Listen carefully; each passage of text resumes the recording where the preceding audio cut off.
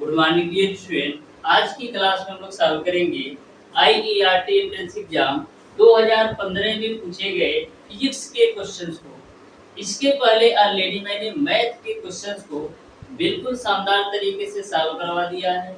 यदि वह वीडियोज आपने अभी तक नहीं देखा है तो जरूर देखिएगा, डिस्क्रिप्शन में उसका लिंक मिल जाएगा। डियर स्टूडेंट, जितने भी क्वेश्चन का मैं सॉल्यूशन करवाता हूँ, टोटल क्वेश्चन का सॉल्यूशन बिल्कुल कॉन्सेप्ट के साथ आपको करवाता हूँ, जिससे आपको प्रत्येक क्वेश्चन के कॉन्सेप्ट अच्छी तरीके से समझ में आ सके। अभी तक मैंने dear student 7 previous year paper set का कंप्लीट सॉल्यूशन करवा दिया है। 2016 से लेकर के 2022 तक के जितने भी प्रीवियस ईयर पेपर सेट में क्वेश्चन पूछे गए हैं, टोटल क्वेश्चन का सॉल्यूशन मैंने करवा दिया है। यदि वो वीडियो आपने अभी तक नहीं देखा है तो जरूर देखिएगा, डिस्क्रिप्शन में उसका लिंक मिल जाएगा। तो डियर स्टूडेंट, स्टार्ट करते हैं आज की क्लास। देखते हैं फिजिक्स का क्वेश्चन। जो आपका फिजिक्स का क्वेश्चन दिया गया है dear student IERT entrance exam 2015 में, वो आपका क्वेश्चन नंबर 26 से है। तो ध्यान से देखिएगा प्रत्येक क्वेश्चन को। प्रत्येक क्वेश्चन को मैं बिल्कुल सिंपल और आसान भाषा में समझाने वाला हूँ। तो डियर स्टूडेंट, क्वेश्चन नंबर 26 आपका इस प्रकार से है। यदि कांच की छड़ को पारे में डुबोकर बाहर निकाले तो पारा छड़ से नहीं चिपकता है क्यों? यानी क्वेश्चन में यह बोला गया है, यदि कांच की छड़ को पारे में डुबोकर बाहर निकाले तो पारा छड़ से नहीं चिपकता क्योंकि पारा छड़ से इसलिए नहीं चिपकता, इसका जो मेन रीजन है डियर स्टूडेंट, वो आपका सहसंजक बल, यानी कि सहसंजक बल अधिक होने के कारण जो आपका पारा है वह छड़ से नहीं चिपकता है। इस तरीके से क्वेश्चन नंबर 26 का ऑप्शन नंबर बी बिल्कुल राइट आंसर होगा। तो ध्यान में रखिएगा, सहसंजक बल अधिक होने के कारण जो आपका पारा है छड़ से नहीं चिपकता है, यानी कि क्वेश्चन नंबर 26 का ऑप्शन नंबर बी बिल्कुल राइट आंसर होगा। क्वेश्चन नंबर 27 आपका है, एक साइकिल सवार सहित साइकिल का भार आपका 90 किग्रा है। यदि इसका वेग 6 किलोमीटर प्रति घंटे से बढ़ाकर 12 किलोमीटर प्रति घंटे कर दिया जाए तो इसकी गतिज ऊर्जा में वृद्धि कितनी की होगी, ये आपको बताना है। तो ध्यान से समझिएगा डियर स्टूडेंट, क्वेश्चन नंबर 27 को बिल्कुल सिंपल सा क्वेश्चन है। साइकिल सवार वेट दे रखा है कि, यानी कि साइकिल सवार सहित आपको भार दे रखा है 90 किग्रा। प्रारंभिक जो इसकी चाल है वो आपका 6 किलोमीटर प्रति घंटा दे रखा है प्रारंभिक वेग, और यदि वेग को बढ़ाकर 12 किलोमीटर प्रति घंटा कर दिया जाए तो गतिज ऊर्जा में कितने का परिवर्तन आएगा, ये आपको बताना है। तो यहाँ पर जो यम की वैल्यू दे रखा है डियर स्टूडेंट, वो आपको दे रखा है 90 किग्रा, और जो प्रारंभिक वेग दे रखा है, प्रारंभिक वेग को मैं मान लेता हूँ यू की जो वैल्यू दे रखा है डियर स्टूडेंट, वो आपको दे रखा है 6 किलोमीटर प्रति आवर। अब आप चारों ऑप्शंस को ध्यान से देखेंगे तो सारे ऑप्शंस आपका मीटर प्रति सेकंड में दिया गया है। तो किलोमीटर प्रति घंटा को मीटर प्रति सेकंड में चेंज कर लो तो 6 गुणे 5/18 कर लिया, तो 6 तिरिक 18, यानी आपका जो यू की वैल्यू आ जाएगी वो आपका 5/3 मीटर प्रति सेकंड आ जाएगा। यहाँ तक आपको क्लियर है। फिर वेग को बढ़ाकर 12 किलोमीटर प्रति घंटा कर दिया जाता है, तो वेग को बढ़ाने पर यानी कि अंतिम वेग की वैल्यू दे रखा है, वो आपको दे रखा है 12 किलोमीटर प्रति आवर। तो 12 किलोमीटर प्रति आवर को मीटर प्रति सेकंड में चेंज करो तो 5/18 से गुणा करेंगे तो 6 दूना 12 और 6 तिरिक 18, यानी मिल जाएगा कितना, 10/3 मीटर प्रति सेकंड। ये आपका अंतिम वेग मिल गया। आपको निकालना है कि गतिज ऊर्जा में वृद्धि कितने की होगी, ये आपको बताना है। गतिज ऊर्जा में कितने की वृद्धि होगी, ये आपको बताना है। तो गतिज ऊर्जा में वृद्धि कितने की होगी, इसको निकालने के लिए क्या करेंगे, प्रारंभिक गतिज ऊर्जा में से हम अंतिम गतिज ऊर्जा में से हम प्रारंभिक गतिज ऊर्जा घटा देते हैं, तो अंतिम गतिज ऊर्जा जो होगा वो आपका 1/2 mv² होगा। और जो प्रारंभिक गतिज ऊर्जा होगा वो आपका 1/2 mu² होगा। ये बात आपको क्लियर है। अंतिम गतिज ऊर्जा जो होगा वो आपका 1/2 mv² होगा और जो प्रारंभिक होगा वो आपका 1/2 mu² के साथ आएगा। तो यहाँ से डियर स्टूडेंट हम करते क्या है, 1/2 इंटू का यम हम कॉमन ले लेते हैं तो मिलेगा आपको v² माइनस का u² के रूप में। यहाँ से डियर स्टूडेंट 1/2 यम की वैल्यू रख दो 90, v² की वैल्यू कितना है 10/3 और 10/3 का स्क्वायर करोगे तो कितना मिलेगा, 10/3 का स्क्वायर करोगे तो मिलेगा आपको 100/9 माइनस का u की जो वैल्यू है 5/3 और 5/3 का स्क्वायर करोगे तो मिल जाएगा आपको 25/9। यहाँ तक क्लियर है। अब देखना डियर स्टूडेंट ध्यान से, यहाँ से हम 2 से काट देते हैं तो कितनी बार में कटेगा, 45 बार में, यानी कि फाइनली आपको मिल जाएगा 45 गुणे। यहाँ पर देखो दोनों के हर समान है, तो नीचे में तो आपका आ जाएगा 9 और 100 में से 25 घटाओगे तो मिल जाएगा 75। 9 से काट दो, 9 × 5 = 45, तो फाइनली आपको मिल जाएगा 5 × 75। 5 × 75 कितना होगा, 5 × 5 = 25 और 5 × 7 = 35, 2 × 37 यानी कि 375 जूल होगा। क्योंकि गतिज ऊर्जा है ना, तो ऊर्जा का जो मात्रक होता है वो आपका जूल होता है, यानी कि 375 जूल की वृद्धि होगी। इस तरीके से डियर स्टूडेंट क्वेश्चन नंबर 27 का जो सही आंसर होगा वो आपका ऑप्शन नंबर ए बिल्कुल राइट आंसर होगा। 375 जूल का गतिज ऊर्जा में वृद्धि होगा। अब देखिएगा डियर स्टूडेंट क्वेश्चन नंबर 28, आप प्रत्येक क्वेश्चन के सॉल्यूशन को बिल्कुल ध्यान से समझते जाइए। मैं बिल्कुल शानदार तरीके से आपको सारे क्वेश्चन के कॉन्सेप्ट क्लियर करने वाला हूँ। तो क्वेश्चन नंबर 28 आपका कैलकुलेटर में कौन सा स्रोत प्रयोग होता है। तो जो आपका कैलकुलेटर होता है इसमें हम लेग्रांजी सेल यूज करते हैं, यानी कि क्वेश्चन नंबर 28 का ऑप्शन नंबर ए बिल्कुल राइट आंसर होगा। कैलकुलेटर में लेग्रांजी सेल यूज होता है। क्वेश्चन नंबर 29 आपका है जल को ऊपर से गिराया जाता है तो ताप। तो जल को जब आप ऊपर से गिराते हैं तो जो ताप होता है वो आपका बढ़ता है, यानी कि क्वेश्चन नंबर 29 का ऑप्शन नंबर ए सही होगा। क्वेश्चन नंबर 30 आपका है किसी टरबाइन के ब्लेडों पर 100 किग्रा प्रति सेकंड की दर से झरने से पानी गिर रहा है। यदि झरने की ऊंचाई 100 मीटर हो तो टरबाइन को दी गई शक्ति होगी, यानी कि शक्ति की वैल्यू क्या होगी ये आपको बताना है। क्वेश्चन नंबर 29 में टरबाइन की शक्ति क्या होगी ये आपको बताना है। सॉरी क्वेश्चन नंबर 30 है आपका, इसमें आपको टरबाइन की शक्ति क्या होगी इसको आपको बताना है। तो ध्यान से देखिएगा। सबसे पहले जो वैल्यू दे रखा है उसको हम नोट कर लेते हैं। तो यहाँ पर जो यम की वैल्यू दे रखा है वो आपको दे रखा है 100 किग्रा प्रति सेकेंड, यानी यम की वैल्यू आपका 100 किग्रा आएगा और जो टी की वैल्यू आएगा वो आपका आएगा डियर स्टूडेंट 1 सेकेंड। ये बात आपको क्लियर है। फिर उसके बाद से यहाँ पर जो एच की वैल्यू दे रखा है वो आपको दे रखा है 100 मीटर। तो आपको टरबाइन की शक्ति बताना है। आपको पता है कि P बराबर क्या होता है mgh/T, यानी कि जो शक्ति P की वैल्यू होती है m × g × h / T के बराबर होती है। तो m की वैल्यू 100, गुरुत्वीय त्वरण g का मान 10 होता है और h की वैल्यू भी आपको 100 दे रखा है और समय t का मान 1 दे रखा है। तो फाइनली आपको कितना मिल जाएगा, 100 × 10 × 100 करोगे तो आपको मिल जाएगा 10⁵ के रूप में, 10⁵ वाट के रूप में। लेकिन सारे ऑप्शंस आपके किलोवाट में हैं, तो 10⁵ वाट को हम क्या लिख सकते हैं, हम लिख सकते हैं 100 किलोवाट के रूप में। क्यों? क्योंकि 1 किलोवाट में आपका 1000 वाट होता है, तो 10⁵ वाट को यदि किलोवाट में चेंज करोगे तो 100 किलोवाट होगा। यानी कि क्वेश्चन नंबर 30 का ऑप्शन नंबर ए बिल्कुल राइट आंसर होगा। अब देखिएगा डियर स्टूडेंट क्वेश्चन नंबर 31, तो ध्यान से देखिएगा क्वेश्चन नंबर 31 को। बिल्कुल सिंपल सा ये भी क्वेश्चन है। तो क्वेश्चन नंबर 31 आपका है निम्न में से कौन सा ऊर्जा का मात्रक नहीं है। कौन सा ऊर्जा का मात्रक नहीं है? तो चारों ऑप्शंस को आप ध्यान से देखिएगा। तो ऑप्शन नंबर डी आपको दे रखा है वाट। जो आपका वाट होता है डियर स्टूडेंट शक्ति का मात्रक होता है, यानी कि ऑप्शन नंबर डी बिल्कुल राइट आंसर है।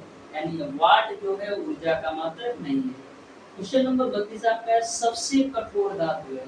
आपको भी पता है कि सबसे कठोर जो धातु होती है वो आपका हीरा होता है। यानी कि क्वेश्चन नंबर 32 का ऑप्शन नंबर बी सही हो जाएगा।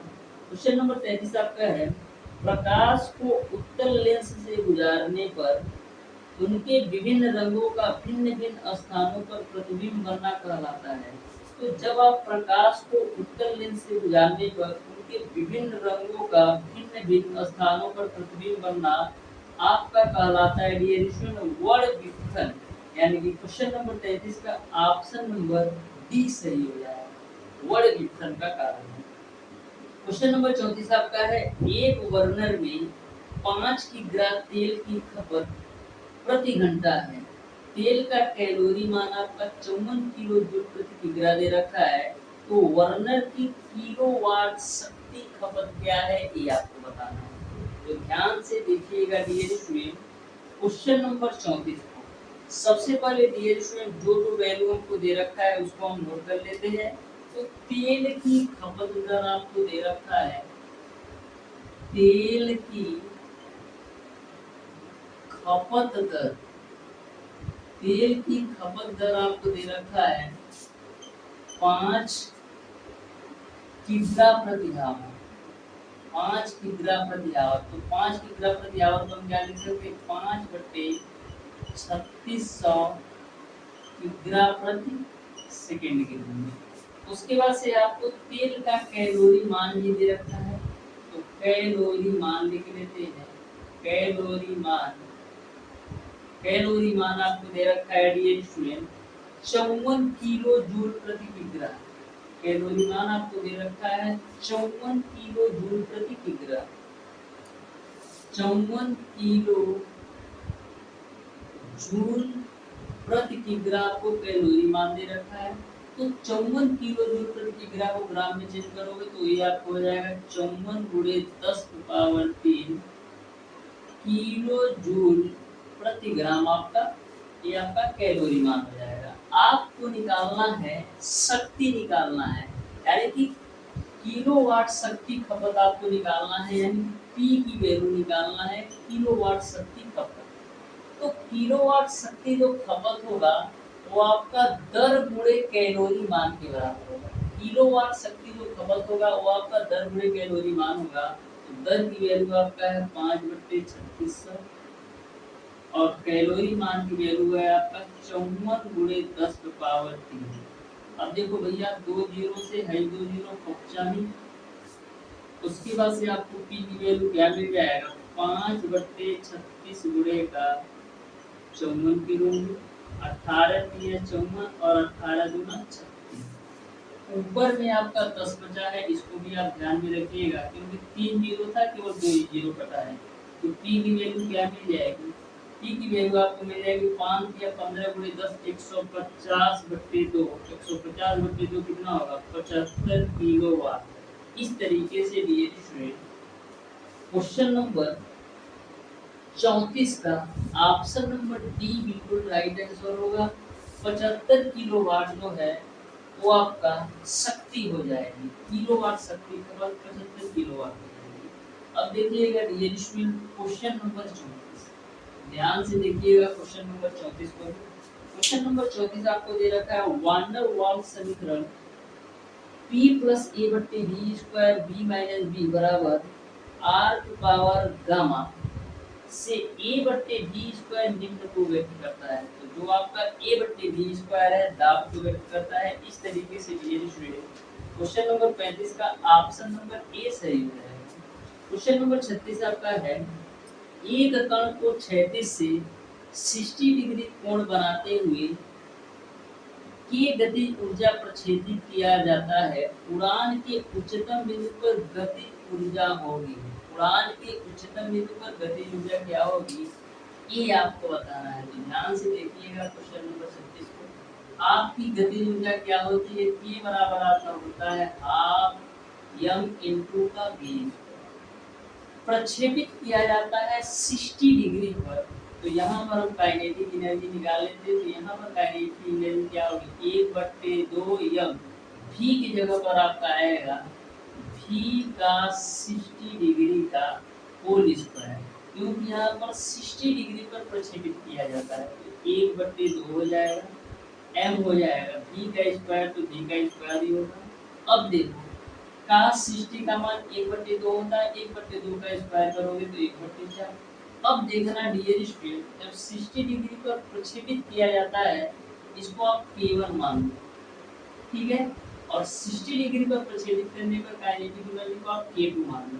तो k2 की वैल्यू आपको इतना आ गया। अब आपको पता है 1/2 m इंटू v स्क्वायर की जगह पर हम क्या लिख सकते हैं, हम लिख सकते हैं k1, यानी k2 की जो वैल्यू होगी वो आपका k1/4 के बराबर होगा। इस तरीके से डियर स्टूडेंट,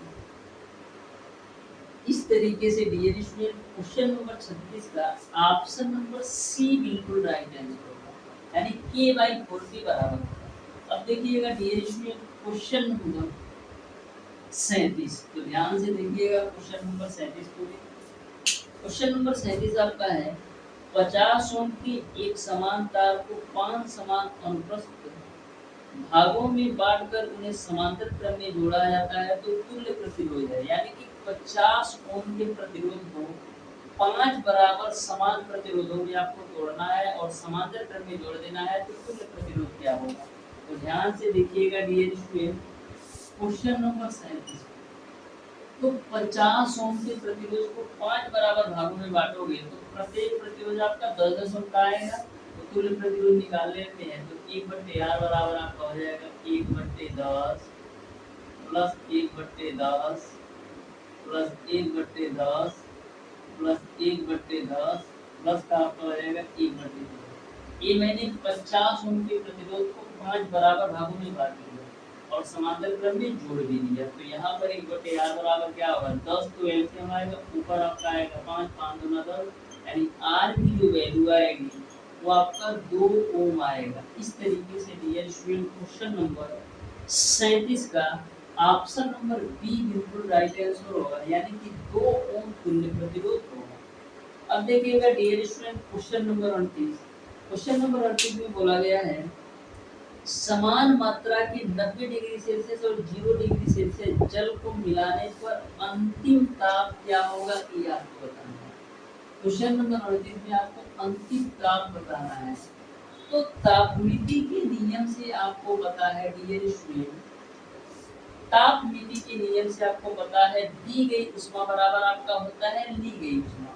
तो जो आपका दी गई ऊष्मा होती है ms T1 माइनस का T होता है, बराबर ली गई ऊष्मा बराबर होता है आपका ms T माइनस का T2 के बराबर होता है। तापनीति के नियम से दी गई ऊष्मा बराबर ली गई ऊष्मा, दी गई ऊष्मा आपका ms T1 माइनस T और ली गई ऊष्मा ms T माइनस का T2 होता है। ms से ms खत्म कर दो, T1 की वैल्यू आपका है 90 डिग्री माइनस का T और T की वैल्यू T रखो और T2 की वैल्यू आपका है 0 डिग्री। यहाँ से डियर स्टूडेंट 2T की वैल्यू आएगी तो आपका 90 डिग्री होगा, यानी T की जो वैल्यू आएगा वो कितना आ जाएगा 45 डिग्री।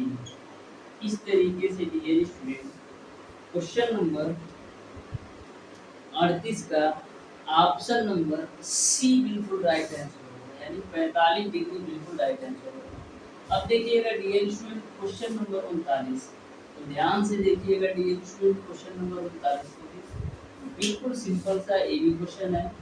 बोला है जूम लेंस होता है, तो ध्यान से चारों ऑप्शंस को देखिएगा तो ऑप्शंस में ही आपको आंसर मिल जाएगा। जो आपका जूम लेंस होता है डियर स्टूडेंट एक परिवर्तित फोकल दूरी वाला लेंस होता है, यानी क्वेश्चन नंबर 39 का ऑप्शन नंबर बी सही हो जाएगा। क्वेश्चन नंबर 40 आपका प्रत्यास्थता का मान ताप बढ़ाने पर, प्रत्यास्थता का मान डियर स्टूडेंट ताप बढ़ाने पर घटता है, यानी कि क्वेश्चन नंबर 40 का ऑप्शन नंबर ए सही हो जाएगा।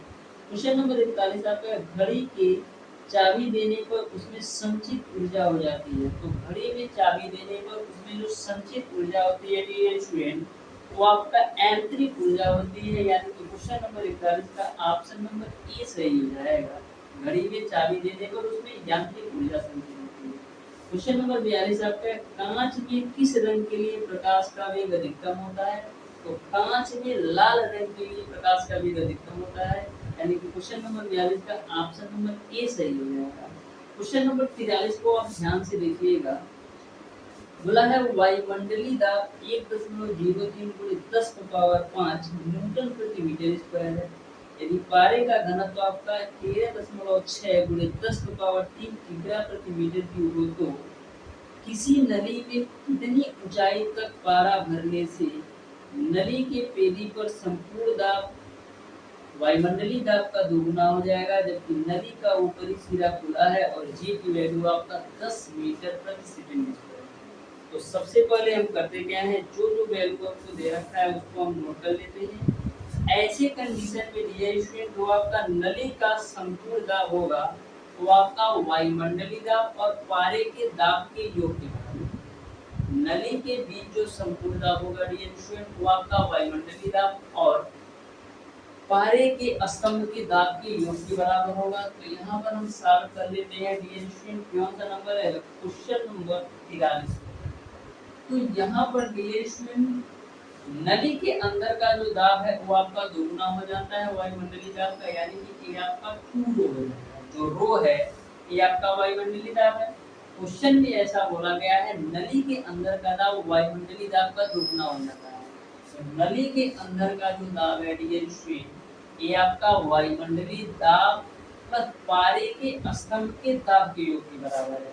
तो नली के अंदर का दाब 2 रो हो गया प्लस का वायुमंडलीय दाब रो हो गया प्लस का पारे के दाब आपका एच डी जी के बराबर हो गया। यहाँ तक समझ में आया होगा। नली के अंदर का दाब वायुमंडलीय दाब प्लस पारे के स्तंभ का दाब, ठीक है। अब देखो 2 रो में से 1 रो घटाओगे तो रो मिलेगा, बराबर आपको मिल जाएगा एच डी जी। सारी वैल्यू रख दो। तो रो की जो वैल्यू दे रखा है 1.03 × 10⁵ 1.03 × 10⁵ उसके बाद से h की वैल्यू निकालना है। d की वैल्यू इन्होंने दे रखा है 13.6 × 10⁵3 13.6 × 10⁵3 और g की वैल्यू आपका है 10। इसी को साफ कर लो तो h की वैल्यू क्या आ जाएगी 1.03 × 10⁵ और नीचे में आपका 13.6 का 10 में गुणा करोगे तो 136 × 10⁻³ हो जाएगा। अब देखो यहाँ से भी दशमलव खा लो, पूरा खत्म कर दो। तो 1.03 का 10⁵ में गुणा कराओ, दशमलव को ही हटाते हैं तो ये आपका हो जाएगा 103 × 10⁵3 बटे का 136 × 10⁵3। कोई दिक्कत है? वो एकदम सही जा रहा है ना? ठीक है। आई 10⁵3 से 10⁵3 उपचा में यानी एच की जो वैल्यू आ जाएगी वो आपका 103/136 मीटर आएगा। लेकिन जो ऑप्शंस दिया गया है वो आपका सेंटीमीटर में दिया है। तो एच की वैल्यू आपने देखा 103/136 मीटर में है। मीटर को सेंटीमीटर में चेंज करने के लिए क्या करेंगे 100 से इसमें मल्टीप्लाई कर दो, 4 से काट दो, 4 3 12 4 4 16 आई आपका 25 4 100, ठीक है। काट लेते हैं भाई साहब।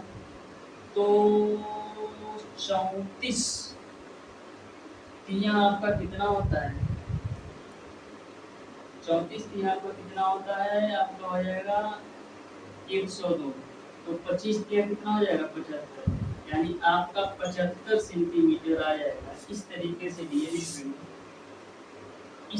से डियर स्टूडेंट नली का जो ऊपरी सिरा खुला है वो आपका 75 सेंटीमीटर के आसपास आएगा। यानी कि क्वेश्चन नंबर 43 का ऑप्शन नंबर ए सही हो जाएगा। 75 के पास आपका एक ही ऑप्शन दिया है तो सोचना ही नहीं है कि हम दशमलव लगाए कि ना लगाए। अब देखिएगा डियर स्टूडेंट क्वेश्चन नंबर 44, तो ध्यान से देखिएगा डियर स्टूडेंट क्वेश्चन नंबर 44 को भी। क्वेश्चन नंबर 44 आपका है साबुन के घोल के बुलबुले में विभिन्न रंग दिखने का कारण है। तो साबुन के घोल के बुलबुले में विभिन्न रंग दिखने का जो कारण है वो आपका व्यक्तिकरण का है। यानी कि क्वेश्चन नंबर 44 का ऑप्शन नंबर बी सही हो जाएगा। क्वेश्चन नंबर 45 आपका है 30 सेमी की फोकस दूरी के उत्तर लेंस से 30 सेमी दूरी पर बिंदुवत वस्तु का प्रतिबिंब बनेगा। तो जब आपका बिंदुवत और फोकस दूरी दोनों का मान समान हो तो वहां पर जो वस्तु का प्रतिबिंब बनता है अनंत पर बनता है, यानी कि क्वेश्चन नंबर 45 का ऑप्शन नंबर डी सही हो जाएगा। क्वेश्चन नंबर 46 आपका है एक कण स्थित बल के प्रभाव से विरामा अवस्था से चलकर 20 सेकंड तक गति करता है। यदि प्रथम 10 सेकंड में तय की गई दूरी आपका s1 हो और अगले 10 सेकंड में तय की गई दूरी s2 हो तो s1 और s2 में कौन सा संबंध होगा, ये आपको बताना है। तो ध्यान से देखना क्वेश्चन नंबर 46 को भी बिल्कुल सिंपल सा कांसेप्ट है। सबसे पहले डियर स्टूडेंट प्रथम 10 सेकंड में तय की गई दूरी हम देख लेते हैं। प्रथम 10 सेकंड में तय की गई दूरी हम देख लेते हैं। तो प्रथम 10 सेकंड में तय की गई दूरी कैसे निकालोगे, तो s बराबर आपका होता है s1 बराबर आपका हो जाएगा ut प्लस का हाफ at स्क्वायर। ये आपका प्रथम 10 सेकंड में तय की गई दूरी इन्होंने s1 लिया है, तो s1 बराबर ut plus half at square हो जाएगा। अब देखो s1 प्रारंभिक चार्ज 0 है तो भाई पूरा कक्षा में 0 हो जाएगा, प्लस का 1/2 a t की वैल्यू कितना लेना है 10 का स्क्वायर लेना है। तो यहाँ से आपको s1 की वैल्यू क्या मिल जाएगी, 10 का स्क्वायर करोगे 100/2 कितना हो जाएगा 50 t, यानी s1 की जो वैल्यू है वो आपका 50 है। फिर हम अगले 10 सेकंड में तय की गई दूरी भी निकाल लेते हैं जो कि s2 दिया है। अगले 10 सेकंड में तय की गई दूरी भी निकाल लेते हैं। तो ध्यान से देखना अगले 10 सेकंड में जो तय की गई दूरी होगी वो आपका क्या होगा s1 प्लस का s2 के बराबर होगा, क्योंकि 10 सेकंड तो प्रारंभिक है। फिर अगले 10 सेकंड यानी अब आपको टाइम जो है 20 सेकंड लेना है, तो यहाँ पर क्या हो जाएगा ut प्लस का हाफ at स्क्वायर। अब देखो ये तो कक्षा में 0 हो जाएगा क्योंकि प्रारंभिक वेग जो है 0 है, प्लस का 1/2 a t की वैल्यू आपको लेना है 20 का स्क्वायर करोगे तो ये 400 हो जाएगा और 2 से काटोगे तो 200 बाद में ये कट जाएगा, यानी s1 प्लस का s2 की जो वैल्यू आ जाएगी वो आपको मिल जाएगा 200 t। अब s1 की वैल्यू 50 से रख दो तो यहाँ से आपका हो जाएगा 50 e प्लस का s2 बराबर 200 e। तो यहाँ से s2 की जो वैल्यू हो जाएगी वो आपको हो जाएगा 150। s1 की वैल्यू 50 से है और s2 की वैल्यू आपका 150 है, यानी कि s1 की जो वैल्यू आपका 50 है और s2 की वैल्यू आपका 150 है, यानी कि जो s2 की वैल्यू है s1 का कितना गुना है 3 गुना। क्यों, क्योंकि s1 आपका 50 है और s2 आपका 150 है, तो s2 की वैल्यू क्या होगा s1 का 3 गुना होगा, यानी s2 की जो वैल्यू होगी वो आपका 3s1 के बराबर हो जाएगा, क्योंकि है 50 है तो है 150। इस तरीके से डियर स्टूडेंट क्वेश्चन नंबर 46 का ऑप्शन नंबर बी बिल्कुल राइट आंसर होगा, s2 की वैल्यू 3s1 के बराबर होगी। क्वेश्चन नंबर 47 आपका है डियर स्टूडेंट यदि तीन प्रतिरोध 5, 5 और 10 ओम के समांतर क्रम में जुड़े हैं तो कुल प्रतिरोध क्या होगा ये आपको बताना है। 5, 5 और 10 ओम के तीन प्रतिरोध को समांतर क्रम में जोड़ा गया है तो तुल्य प्रतिरोध क्या होगा ये आपको बताना है। तो ध्यान से देखिएगा क्वेश्चन नंबर 47 तो मैं मान लेता हूँ तुल्य प्रतिरोध R है तो 1/R बराबर 5, 5 और 10 ओम के यानी 1/5 प्लस 1/5 प्लस का 1/10 को जोड़ दो तो 1/R बराबर 5, 5 और 10 का एलसीएम 10 हो जाएगा, 5 दूना 10, 5 दूना 10 और 10 एकम 2, यानी 1/R की जो वैल्यू होगी वो आपका 5/10 होगी। 5 दूना 10 यानी R की जो वैल्यू होगी वो आपका 2 ओम के बराबर होगा। इस तरीके से डियर स्टूडेंट क्वेश्चन नंबर 47 का ऑप्शन नंबर बी बिल्कुल राइट होगा। अब देखिएगा डियर स्टूडेंट क्वेश्चन नंबर 39 बोला है कि 40 मीटर ऊंचे भवन से एक चालक एक पत्थर विरामा अवस्था से छोड़ता है। यदि g बराबर 9.8 मीटर प्रति सेकंड स्क्वायर हो तो पत्थर की चाल जमीन से टकराने के समय हो तो जी की जो वैल्यू है इन्होंने 9.8 मीटर पर सेकंड स्क्वायर दे रखा है, इसको आप करेक्ट कर लीजिएगा। इसमें भी स्प्रिंट हो गया, यानी कि टाइपिंग स्प्रिंट है कि आपका जो जी की वैल्यू है वो आपका 9.8 मीटर पर सेकंड स्क्वायर। तो ध्यान से देखिएगा, सबसे पहले जो जो वैल्यू हमको दे रखा है उसको हम क्या करते हैं, नोट कर लेते हैं। क्वेश्चन नंबर 48 है ना, ठीक है, नोट कर लेते हैं। तो यहाँ पर आपको h की जो वैल्यू दे रखा है वो आपको दे रखा है 40 मीटर। उसके बाद से डियर स्टूडेंट, g की वैल्यू इन्होंने दे रखा है 9.8 मीटर प्रति सेकेंड स्क्वायर।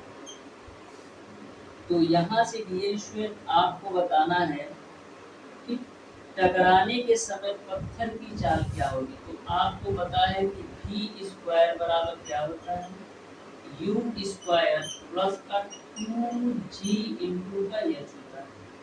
v स्क्वायर बराबर u स्क्वायर प्लस का 2gh होता है।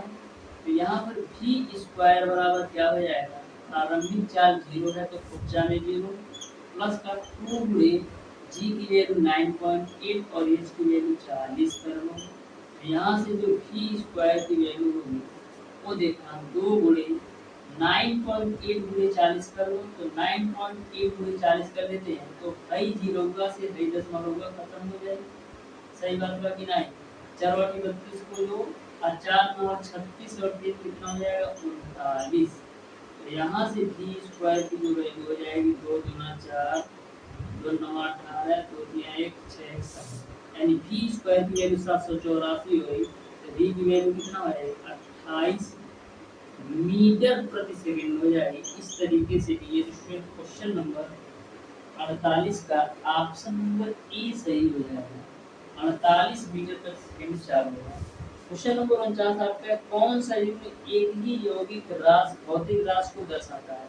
तो ध्यान से देखना डियर स्टूडेंट, जो आपका कैलोरी और जूल होता है, जो आपका कैलोरी और जूल होता है दोनों ही मात्रक आपके उष्मा के हैं। इस तरीके से डियर स्टूडेंट क्वेश्चन नंबर 49 का ऑप्शन नंबर 20 है।